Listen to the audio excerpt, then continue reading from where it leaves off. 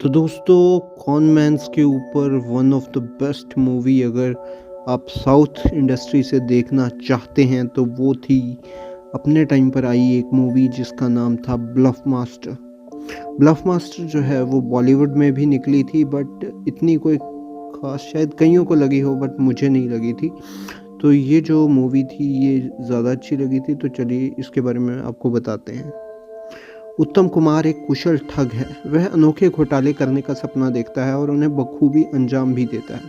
उसके घोटालों में अज्ञानी लोगों को साधारण सांप बेचना, यह दावा करना कि वे विदेशी हैं और अंतर्राष्ट्रीय बाजार में करोड़ों में बिकेंगे, एक गैर मौजूद मल्टी लेवल मार्केटिंग कंपनी का प्रचार करना जो अपनी विवादास्पद चीन रेफरल योजनाओं के जरिए एक साल के अंदर BMW कार देने का वादा करती है। उसके घोटालों में रूप धारण करके लोगों को ठगना भी शामिल है। प्रभावशाली लोगों से करीबी होने का दिखावा करना, उनके साथ संबंध होने का दावा करना, लोगों को लिलीपुट, विदेशी पत्थर और कलाकृतियों जैसी चीज़ों के लिए राज़ी करना। सबसे आखिर में कुख्यात एमू घोटाला, जिसमें निवेशक एमू फार्मों के जरिए अत्यधिक रिटर्न की पेशकश की जाती है। अवनी चिन्ना वॉल्टियर की एक अनाथ है। वह उत्तम के लिए काम करने आती है और उसके आकर्षण में फंस जाती है।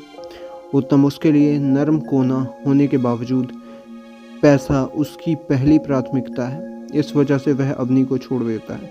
फिल्म के लगभग 40 मिनट बाद उत्तम को एक छोटे घोटाले में गिरफ्तार किया जाता है, लेकिन स्थानीय पुलिस को उसकी असली पहचान का पता नहीं चलता। चूंकि अखबार इस घोटाले को कम महत्व की एक छोटी सी खबर के रूप में प्रकाशित करता है, हैदराबाद पुलिस के SP चंद्रशेखर IPS उत्तम की पहचान करते हैं और स्थानीय पुलिस को सूचित करते हैं कि उसके खिलाफ कई मामले दर्ज किए जाते हैं। पुलिस उसे यातना देती है, पैसे वसूलने की कोशिश करती है, लेकिन सब व्यर्थ होता है।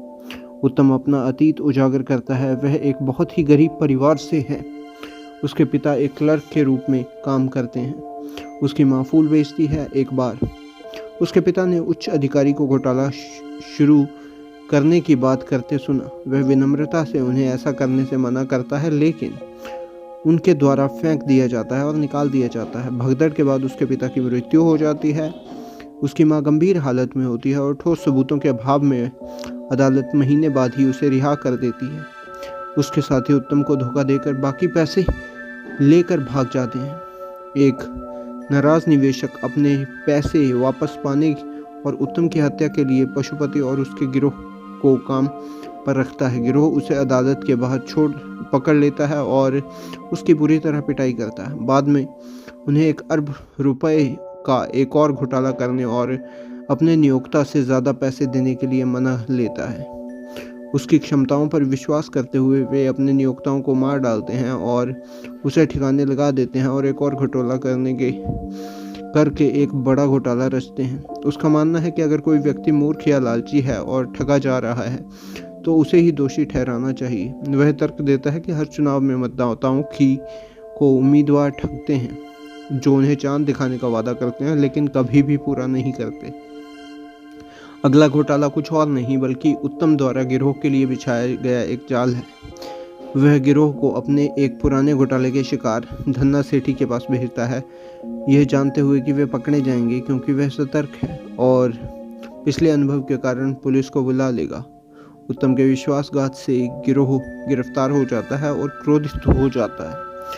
इसी बीच वह अवनी के पास वापस चला जाता है और अवनी कुछ समय तक उसकी देखभाल करती है, उसे दूसरा मौका देती है। वे शादी कर लेते हैं, चिकमंगलूर जाकर एक छोटी सी नर्सरी शुरू करते हैं। इस दौरान उसे अपनी मेहनत की कमाई की कीमत का एहसास होता है। बाद में अवनी गर्भवती हो जाती है। जैसे ही गिरोह रिहा होता है वे उत्तम को धमकी देते हैं कि कोई बड़ा घोटाला करे और उनके नुकसान की भरपाई करे, क्योंकि उनकी एक मुश्त रकम का भुगतान करे, वरना उसे और उसकी पत्नी को मार दिया जाएगा। उत्तम मान जाता है। गिरोह गर्भवती अवनी पर नज़र रखने के लिए बसवा को छोड़कर पैसे उन्हें सौंपने के लिए अंतिम डकैती में बेंगलुरु निकल जाता है। वे उग्रप्पा गोंडा, एक अमीर राजनीतिक रूप में से मजबूत संगमरमर और ग्रेनाइट व्यवसायी को निशाना बनाते हैं। वे उसे समय के सबसे चर्चित घोटालों में से एक चावल उखाड़ने के घोटाले के जरिए निशाना बनाते हैं। वे घोटाले में शामिल कलाकृति को उसकी व्यक्तिगत, आर्थिक और राजनीतिक समस्याओं का समाधान के रूप में पेश करते हैं। उग्रप्पा के इस सौदे के लिए राजी हो जाने पर अनुष्ठान के बाद कलाकृति को स्थानांतरित कर दिया जाता है। गिरोह को भुगतान के रूप में 100 करोड़ रुपए मिलते हैं। पैसे के लेन देन में झगड़ा शुरू हो जाता है। उत्तम उन्हें मार डालता है और पैसे लेकर अपनी पत्नी और बच्चों के साथ लौट आता है।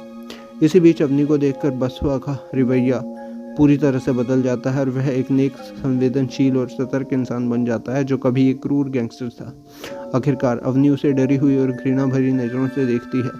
तब उत्तम को जिंदगी की कीमत का एहसास होता है और वह पैसे पुलिस की कस्टडी में छोड़ देता है। तो दोस्तों, ये थी इस मूवी की पूरी स्टोरी। अगर आप कौन आर्टिस्ट्स के जो भी मूवीज़ हैं जो ज़्यादातर आपने हॉलीवुड में या बॉलीवुड में देखी होंगी, तो उससे जैसी ही कुछ हद तक वैसी ही मूवी ये भी है और मुझे तो काफ़ी अच्छी लगी थी। अगर आप भी देखेंगे तो आपको भी आशा करता हूँ कि अच्छी लगे। ये था मेरा रिव्यू। मैं मिलता हूँ आपको किसी और मूवी के रिव्यू के साथ। तब तक के लिए बाय।